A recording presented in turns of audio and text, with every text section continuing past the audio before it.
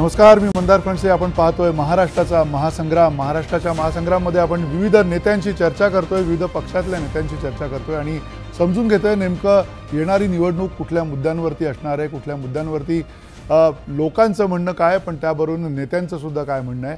आपल्यासोबत आत्ता असंच एक नेतृत्व, एक तरुण नेतृत्व आपल्यासोबत उपस्थित आहे आमच्या स्टुडिओमध्ये. स्वागत आहे महाराष्ट्र नवनिर्माण सेनेचे नेते संदीप देशपांडे. आणि संदीप देशपांडे यांची एक मुलूक मैदानी तोफ महाराष्ट्र नवनिर्माण सेनेसाठी सातत्यानं गेले काही वर्ष आपण पाहतोय की ते बोलत आहेत. आणि सगळ्यात महत्त्वाची चर्चेतली अशी जी मुंबईतली जागा आहे वरळी विधानसभा, त्याच्यासाठी महाराष्ट्र नवनिर्माण सेनेनी विश्वास टाकला आहे संदीप देशपांडे यांच्यावरती, जिथे खरं तर पुन्हा एकदा ठाकरे विरुद्ध ठाकरे अशीच एक लढत बघायला मिळणार आहे. आणि अतिशय विश्वासानं राज ठाकरे यांनी तुमच्यावरती ही जबाबदारी सोपवलेली आहे. हो, निश्चित. मला असं वाटतं की म्हणजे ते राजसाहेबांचं ऋणच आहे माझ्यावर की एवढी मोठी संधी एवढ्या मोठ्या ठिकाणी निवडणूक लढवायला त्यांनी मला दिली. पण गेले अनेक म्हणजे आपल्याला माहीत असेल तर ज्या वेळेला शिवतीर्थावर साहेबांनी सांगितलेलं की आपण लोकसभा लढवत नाही आणि विधानसभेच्या तयारीला लागा, त्यावेळेपासूनच आम्ही वरळी विधानसभेच्या तयारीला लागलेलो आहोत. घरोघरी लोकांना भेटलो, त्यांची मतं जाणून घेतली. आम्ही सुरुवातीला कॅम्पेन राबवलं होतं, मत मागायला नाही, मत जाणून घ्यायला. त्या कॅम्पेनच्या माध्यमातून आम्ही लोकांशी संपर्क साधला, त्यांच्याशी बोललो, त्यांच्या काय समस्या आहेत ते जाणून घेतल्या, आत्तापर्यंत काय काम झालं नाही, काय व्हायला पाहिजे होतं ते ऐकून, त्याच्यानंतर या सगळ्यांवर सोल्युशन्स काय असू शकतात हे पण आम्ही लोकांकडनं जाणून घेतलं, काही एक्सपर्ट्सकडनं जाणून घेतलं. आणि त्यानंतर आम्ही विजन वरळी हा कार्यक्रम जांभोरी मैदानला केलेला. अत्यंत चांगला प्रतिसाद लोकांनी आम्हाला त्यावेळेला दिला. लोक बघायला आले की काय आहे बाबा, काय एक्झॅक्ट प्रकार आहे, आणि खूप आवडला लोकांना. लोकांनी त्यांचे काही महत्त्वाची सजेशन्स त्याच्यामध्ये दिली आणि अशा प्रकारे तयारी आम्ही करतोय. पण विजन वरळी हा जो कार्यक्रम तुम्ही घेतला अलीकडेच, काय विजन असणार आहे वरळीसाठी म्हणून? असं काय विजन? बघा, वरळीमध्ये ना महत्त्वाच्या ज्या समस्या आहेत त्या पहिले आम्ही आयडेंटिफाय केल्या. शेवट तुम्हाला समस्या काय आयडेंटिफाय केल्याशिवाय त्याची उत्तर काय हे शोधू शकत नाही. आज वरळीमध्ये तुम्ही जर बघितलं तर स्लम रिहॅबिलिटेशनचे जे प्रकल्प आहेत, गेले 20-25 वर्ष मंदारजी हे प्रकल्प रखडलेले आहेत. आणि तिथे तर एवढी भयानक परिस्थिती आहे की दुर्दैवाने एखादी घटना झाली तर प्रेत तुम्हाला स्ट्रेचरवर आणता येत नाही. प्रेत उभं करावं लागतं, मग ते आडवं करावं लागतं आणि मग ते आणावं लागतं. इतकी वाईट परिस्थिती. आपलं जे ऑफिस आहे त्याच्यापासून हार्डली 7 मिनिटाच्या अंतरावर आहे. कधीतरी तुम्ही तुमचे रिपोर्टर किंवा हे पाठवा, बघा तुम्ही किती वाईट प्रेमनगर, सिद्धार्थनगर इथे बाजूलाच आहे, तुम्ही बघू शकता. इतकी वाईट परिस्थिती आहे. हॉस्पिटलचा विषय असेल, एक पोद्दार हॉस्पिटल आहे, तिथे ICU नाही आहे. समजा एखादा इमर्जन्सी पेशंट नेला तर काही तिथे ट्रीटमेंट होत नाही. आपल्या इथल्या साईडला वरळी कोळीवाडा आहे. आज वरळी कोळीवाड्यामध्ये आतमध्ये गाडी जाऊ शकत नाही, इतका चिंचोळा रस्ता झाला आहे. पाण्याचा प्रश्न आहे तिकडे. डेव्हलपमेंटचा विषय आहे. आत्ताच काल एक हाऊसिंग पॉलिसी शासनाने आणली, पण ती अजून लोकांना विश्वासात न घेता तुम्ही कुठली हाऊसिंग पॉलिसी करू शकत नाही. तुम्हाला वरळी कोळीवाड्यातल्या लोकांना विश्वासात घेऊनच हाऊसिंग पॉलिसी तयार करावी लागेल. आणि आमचं असं म्हणणं होतं त्याच्यामध्ये की एक स्पेशल DCR हा तुम्हाला तयार करावा लागेल. कारण तिथे भाडेकरूसुद्धा आहेत, मालकसुद्धा आहेत, प्रत्येकाचे वेगवेगळे प्रश्न आहेत. त्यामुळे सगळ्या लोकांना विश्वासात घेऊन करावं लागेल. आज BDD चाळीचा तर एवढा घोळ घालून ठेवला आहे की ज्या लोकांनी पहिली घरं रिकामं केली त्यांची पहिली लॉटरी काढली. आज जवळजवळ 400 म्हणजे उदाहरण म्हणून सांगतो, 5000 लोकांची लॉटरी काढली आणि घरं 1000च तयार आहे. इतका घोळ घालून ठेवला आहे. त्यामुळे या सगळ्या परिस्थितीला आमदारांनी लक्ष दिलेलं नाही. आज प्रायव्हेट स्कूल्स नाहीत. म्हणजे तुम्हाला जर खाजगी शाळांमध्ये मुलांची ॲडमिशन घ्यायची तर खाजगी शाळाच नाहीत वरळी. मग त्या सगळ्यांना दादरमध्ये या, बालमोहनमध्ये, मग तिथे ते सांगणार की नाही आम्ही आमच्या एरियातलेच मुलं घेतो. बालमोहन असेल, सानेगुरुजी. या सगळ्या समस्या तुम्ही जे म्हणताय त्या समस्या ह्या काही आजच्या समस्या नाही, त्या अनेक वर्षांपासूनच्या समस्या. एक्झॅक्टली. आता लोकांचं तेच म्हणणं आहे की 1990 पासून आम्ही या लोकांना निवडून देतोय. आज शिवसेनेची सत्ता तिकडे 1990 पासून आहे आणि या आमच्या समस्याच ॲड्रेस केल्या गेल्या नाहीत. आणि आता लोकांना वाटायला लागलं की याचं कारण काय, की काय ॲड्रेस झाल्या नाहीत समस्या, का याच्यामध्ये कुठला एखादा मार्ग निघाला नाही. तर मला असं वाटतं एक जुनी पण फेमस स्टोरी आहे अकबर आणि बिरबलाची, भाकरी फिरवली नाही, त्यामुळे वरळीतली भाकरी करपली आहे. आणि सगळ्या लोकांना गृहीत धरलं जातं की काय तुम्ही जाणारच कुठे, मतं आम्हालाच द्यायची तुम्हाला.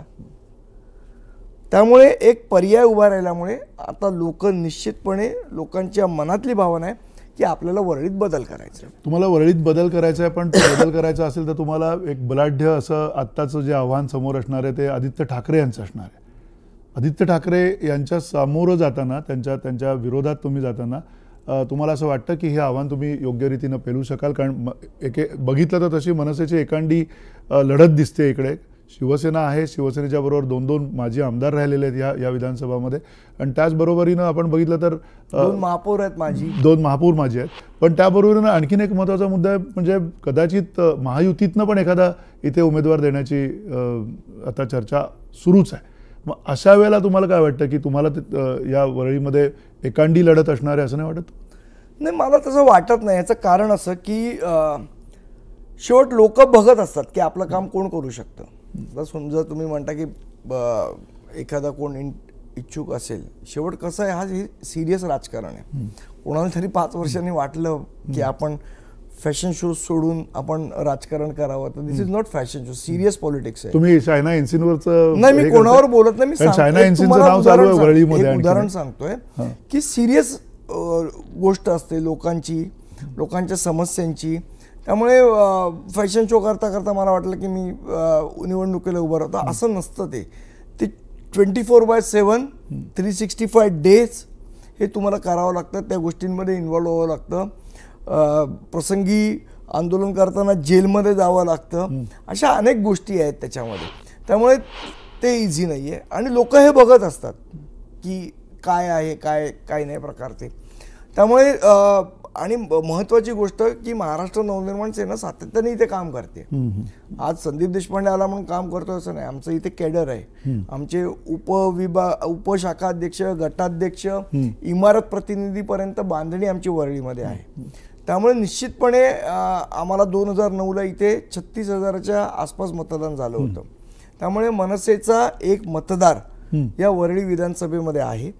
आणि आम्ही ज्या पद्धतीने लोकांना अप्रोच होतोय, ज्या पद्धतीने लोकांचा प्रतिसाद मिळतोय, मी निश्चितपणे सांगतो रिसोर्सेसच्या बाबतीत आदित्य ठाकरेंची माझी कॉम्पिटिशनच नाही. त्यांच्याकडे जे रिसोर्सेस आहेत ते खूप आहेत. त्यांच्या रिसोर्सेसच्या म्हणजे मी नखा एवढा पण नाही आहे. पण आम्ही जे काम करतोय, शेवट कसं आहे, लोकांनी एक ठरवलं आहे की आपल्याला स्वतःच्या दारात बोलवणारा आमदार पाहिजे का आमच्या दारात येणारा आमदार पाहिजे. आत्तापर्यंत वरळीवाला कोणालाही विचारा, ज्या मिटिंग झाल्या त्या मातोश्रीवर, म्हणजे तुम्ही आमच्या घरी या, तिथे मिटिंग करू. आमची पद्धत वेगळी. आम्ही BDD चाळीत गेलो, आम्ही SRA मध्ये गेलो.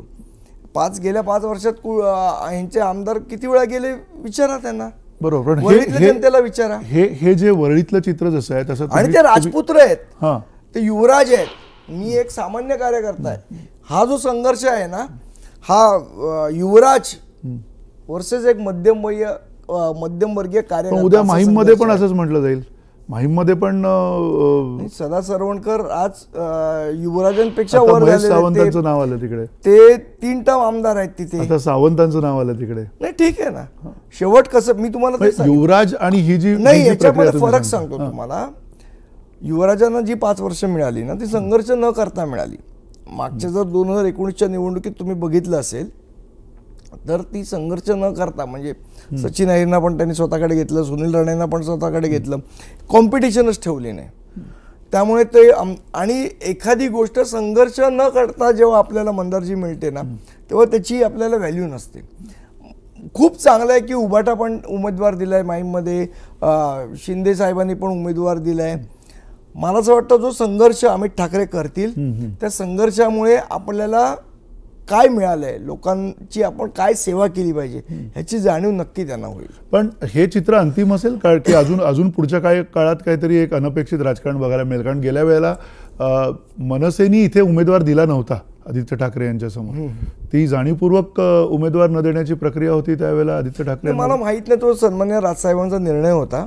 कदाचित असं असेल की त्यांना वाटलं असेल की ठाकरे घराण्यातलं पहिलं कोणतरी निवडणूक लढवतोय आणि कदाचित 5 वर्ष चांगलं काम वरळीसाठी उभं राहू शकतं त्याच्या माध्यमातून, म्हणून दिला नसेल. तशी अपेक्षा मनसेने केली ना ज्यावेळेला अमित ठाकरेंचं नाव माहीममधनं? निश्चितपणे अपेक्षा लोक करणार ना. तुम्ही आमदार म्हणून जर लोकांनी निवडून दिलं तर तुम्ही लोकांच्या संपर्कात राहिलं पाहिजे, लोकांना भेटलं पाहिजे. नाही, माझं म्हणणं आहे की अमित ठाकरे ज्यावेळेला तिथे उभे राहतात त्यावेळेला तिथनं उद्धव ठाकरेंच्याकडनं उमेदवार दिला जाणं ही प्रक्रिया? नाही नाही नाही नाही नाही, कारण आम्हाला माहिती आहे त्यांचा स्वभाव कसा आहे, त्यामुळे ही अपेक्षाच ठेवलेली नाहीये. आणि जेव्हा अपेक्षा आपण ठेवत नाही त्यामुळे अपेक्षा भंग व्हायचं कारणच नाही. अहो म्हणजे कुटुंब म्हणून कधी उद्धव ठाकरे मला आठवत नाही राजसाहेबांकडे आलेले आहेत किंवा कुटुंब म्हणून, आता म्हणजे असं हे खूप वैयक्तिक होतं, बोलायला नाही पाहिजे, पण कियान झाला अमितला मुलगा झाला, कधी त्याला बघायला पण उद्धव ठाकरे आले नाहीत. त्यामुळे कुटुंब म्हणून ते किती अटॅच्ड आहेत आय एम डाऊटफुल. आणि हे तर राजकारण आहे, याच्यात कुटुंबाचा काही संबंध नाही. राजकारणामुळे कुटुंब एकीकडे आपण बघतो की वेगवेगळी होत आहेत. आता तर सगळीकडेच वेगवेगळ्या कुटुंबातले, एका कुटुंबातलेच म्हणजे वडील एका ठिकाणी आणि मुलगा एका ठिकाणी, अशी सुद्धा परिस्थिती महाराष्ट्रात राहिली. पण एक आणखीन महत्त्वाचा प्रश्न तुम्हाला विचारायचा आहे, तो म्हणजे महाराष्ट्र नवनिर्माण सेनेच्या गेल्या अनेक वर्षांच्या प्रक्रियेमध्ये तुम्ही आहात आणि ही सगळी प्रक्रिया चालू असताना आत्ताची जी यादी समोर आलेली आहे, ही यादी समोर आल्यानंतर आपण पाहतोय की नेमका या महाराष्ट्र नवनिर्माण सेनेच्या उमेदवारांचा फटका कोणाला पडणार आहे? महायुतीला पडणार आहे की महाविकास आघाडीला पडणार आहे? आम्ही जिंकण्यासाठी निवडणूक लढवतोय, कोणाला फटके मारण्यासाठी निवडणूक लढवत नाही. आणि यावेळेला आमचा प्रयत्न जिंकण्याचा आहे आणि आम्ही महाराष्ट्र नवनिर्माण सेनेची इच्छा आहे. आम्ही रस्त्यावरची लढाई आत्तापर्यंत लढत आलो आहे, याच्यानंतरची लढाई आम्हाला विधानसभेत आणि मंत्रालयात लढायची आहे. त्यामुळे आमचा पक्ष हा निवडणूक झाल्यानंतर सत्तेतला पक्ष असेल, ही काळ्या दगडावरची पांढरी रेघ आहे. पण याचा अर्थ तुम्ही सत्तेतला जर पक्ष असेल तर जर उद्या उठून कुठल्याही प्रकारच्या आघाडीमध्ये जाणार आहात की तुम्ही? कारण सत्तेमध्ये जायचं असेल तर तुम्हाला कोणाची तरी आघाडी करावी लागणार, युती करावी लागणार आहे. महाराष्ट्र नवनिर्माण सेना सत्ता येईल एवढे उमेदवार उभे करते. त्यामुळे नंतर जेव्हा हे होईल, निवडणूक होतील, तेव्हा बघू काय परिस्थिती असेल, त्याप्रमाणे निर्णय घेऊ. पण आम्ही जे उमेदवार उभे करणार आहोत ते निश्चितपणे सत्ता येतील एवढे उमेदवार उभे राहू. पण कुणाही समोर जाण्याची प्रक्रिया असेल ती की आज तुम्हाला सांगू का मंदारजी, महाराष्ट्रात म्हणजे आता कदाचित तुम्हाला जाणवतंय नाही जाणवत आहे मला माहीत नाही, पण आज महाराष्ट्राच्या जनतेमध्ये या दोन्ही आघाडी असेल किंवा युती असेल यांच्याबद्दल प्रचंड रोष आहे. ज्या पद्धतीचं राजकारण झालेलं आहे, नैतिकता सगळी खुंटीला टांगून राजकारण झालेलं आहे. लोकांना पर्याय पाहिजे आणि तो राजसाहेब ठाकरे आहेत, महाराष्ट्र नवनिर्माण सेना आहे आणि मला निश्चितपणे खात्री आहे की लोक आमचा पर्याय निवडतील. लोक या दोघांनाही कंटाळलेली आहेत. पण ते जे उमेदवार दिले गेलेले, जर ठाणे शहरामध्ये उमेदवार दिले, तो भाजपच्या उमेदवाराच्या समोर उभा आहे. अर्थात तिकडे महाआघाडीचा पण कोणतरी असणारच आहे उमेदवार. पण हे सगळं करत असताना तुम्ही युती किंवा आघाडी अशा अर्थाने हा पक्ष उतरलेलाच नाही. महाराष्ट्र नवनिर्माण सेना हा पक्ष हा पूर्णपणे निवडणुकीमध्ये सामोरं जाण्यासाठीच उतरला आहे असं तुमचं म्हणणं आहे? हो. पण मग अशा वेळेला लोकांनी तुमच्याकडे मोठ्या अपेक्षेने मतदान केल्यानंतर उद्या तुम्ही महायुतीमध्ये कुठल्या तरी बसलेले असाल किंवा महाआघाडीमध्ये बसलेले असाल किंवा आणखीन कुठल्या तरी नव्या आघाडीमध्ये महाराष्ट्राच्या हिताचे निर्णयच राजसाहेब ठाकरे घेतील. महाविकास आघाडी, महायुती ह्याच्यापेक्षाही बरीच कॉम्बिनेशन महाराष्ट्रात होऊ शकतात. त्यामुळे आपण निवडणूक एकदा होऊ द्या, निश्चितपणे पुन्हा एकदा मला बोलू, आपण त्याच्यावर चर्चा करू. अच्छा, पण निवडणुका होण्याच्या अगोदर आणखीन एक महत्त्वाचा मुद्दा आहे की गेल्या काही काळात असं काय वाटतंय तुम्हाला की महाराष्ट्र नवनिर्माण सेनेनं लोकांसाठी, महाराष्ट्राच्या लोकांसाठी एका मोठ्या पटलावरती काम म्हणून केलं आहे किंवा त्या अर्थाने महाराष्ट्र नवनिर्माण सेनेने हे काम केलेलं आहे हे तुम्हाला दाखवायचं असेल तर अशी कुठली कामं आहेत महाराष्ट्र? मला असं वाटतं महाराष्ट्र नवनिर्माण सेनेनी एकच आमदार असताना सर्वात चांगलं काम केलं असेल तर सक्षम विरोधी पक्षाचं काम या महाराष्ट्रात जर कोणी केलं असेल तर ते महाराष्ट्र नवनिर्माण सेनेनीच केलेलं आहे. बाकी मला सांगा नाही तर विरोधी पक्ष कोण?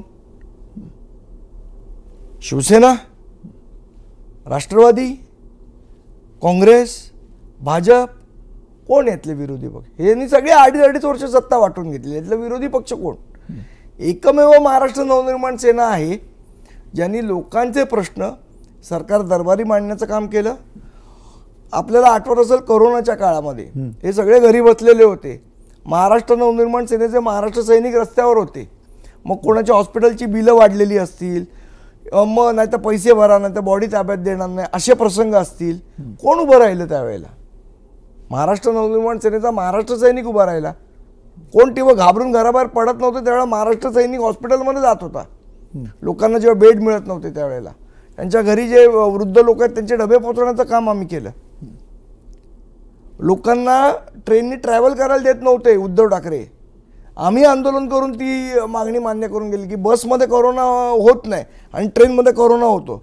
असे विचित्र निर्णय या महाविकास आघाडी सरकार येईल. कोणी जाब विचारलं त्यांना? आपल्याला आठवण असेल तर मंत्रालय अख्खं बंद होतं. लोक फरियाद घेऊन कुठे यायचे, तक्रार घेऊन कुठे यायचे? कृष्णकुंजवर यायचे, राज ठाकरेंना भेटायचे. आणि राज ठाकरे फेसबुकवरनं नाही भेटले, त्यांना प्रत्यक्षात भेटले लोकांना. त्यामुळे ही सगळी कामं आम्ही केली. टोलचं आंदोलन आम्हाला विचारायचे लोक, काय मग तुमचे टोल घ्यावा लागला सरकारला निर्णय. त्यामुळे लोकांमध्ये एक विश्वास आहे की आपल्या जर काही समस्या असतील आपण राज ठाकरेंकडे गेलो तर त्या समस्या मार्गी लागू शकतात. हा विश्वास निर्माण करण्याचं काम गेल्या अनेक वर्षातल्या आम्ही केलेल्या आंदोलनामुळे लोकांच्या मनात विश्वास निर्माण झाला आहे.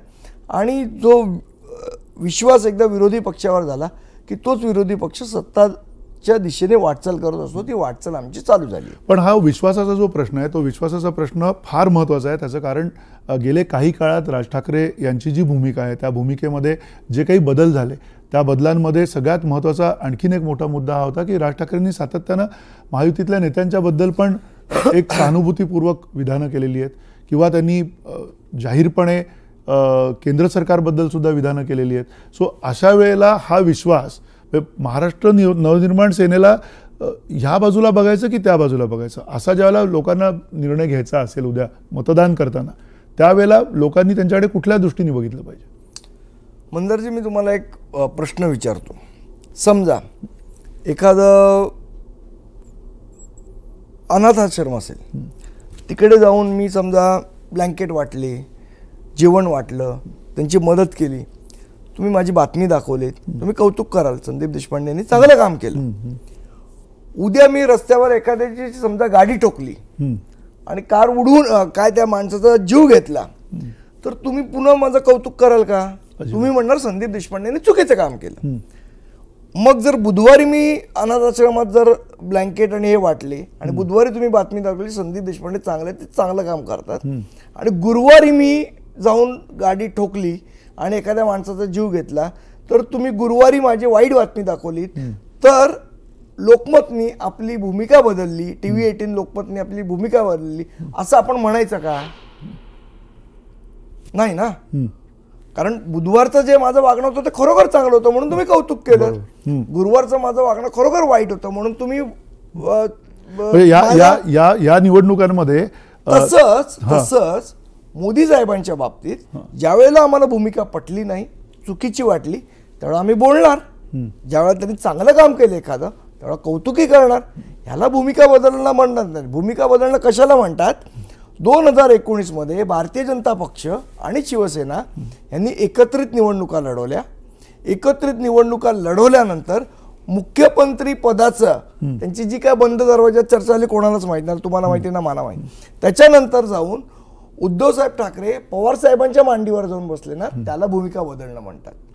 2017 मध्ये शिवसेना आणि भाजप दोघांनी एकमेकांच्या विरोधात महानगरपालिकेची निवडणूक लढवली, एकमेकांना शिव्या घातल्या, जबड्यात घालून हात मोजणी दात म्हणाले देवेंद्र फडणवीस साहेब, आणि त्याच फडणवीस साहेबांनी शिवसेनेला पुन्हा महानगरपालिकेत आम्ही पारेदार आहोत, आम्ही सगळं बघू वगैरे म्हणाले, त्यांना पाठिंबा दिला. त्याला भूमिका बदलणं म्हणतात. पवार साहेबांनी शिवसेनेच्या विरोधात निवडणूक लढवली, त्याच शिवसेनेला घेऊन तुम्ही सत्ता स्थापन केली काँग्रेस राष्ट्रवादींनी, त्याला भूमिका बदलणं म्हणतात. महाराष्ट्र नवनिर्माण सेनेनी 2006च्या स्थापनेपासून आता 2024 पर्यंत आम्ही एकटे निवडणूक लढवतोय. रिझल्ट काय लागला हा एक वेगळा विषय होऊ शकतो, त्याच्याबद्दल वेगळी चर्चा होऊ शकते. पण भूमिका बदलली असं तुम्ही आमच्यावर आरोपच, यातला कुठल्याही पक्षाला नैतिक अधिकार उरलेला नाही आरोप करायचा, एकही पक्ष नाही. मग यावेळेला बघता येईल का, म्हणजे जो लावरेत व्हिडिओ नावाचा जो त्यावेळेला जी हवा निर्माण झालेली होती मनसेची, त्या पद्धतीचे काही भाषणं, त्या पद्धतीचं काही वातावरण बघायला मिळेल का? त्या पद्धतीचं राज ठाकरे यांची घणाघाती भाषणं बघायला मिळतील का? राजसाहेब ठाकरे काय करतात हे त्यांनाच माहीत असतं, ते काय एवढं आधी आम्हाला सांगत नाही. पण निश्चितपणे एक वेगळं चांगलं कॅम्पेन बघायला मिळेल असं मला वाटतं. नक्की. धन्यवाद संदीप देशपांडे, आपल्यासोबत महाराष्ट्राच्या महासंग्राममध्ये मनमोकळी चर्चा करताना. आणि अर्थातच वरळी या महत्त्वाच्या विधानसभा मतदारसंघामध्ये एक मोठी जबाबदारी त्यांच्यावरती महाराष्ट्र नवनिर्माण सेनेचे अध्यक्ष राज ठाकरे यांनी दिलेली आहे. आपण पाहूयात, घोडा मैदान जवळ आहे, महाराष्ट्राचा महासंग्राम. तोपर्यंत आपण थांबूयात तुर्तास. धन्यवाद.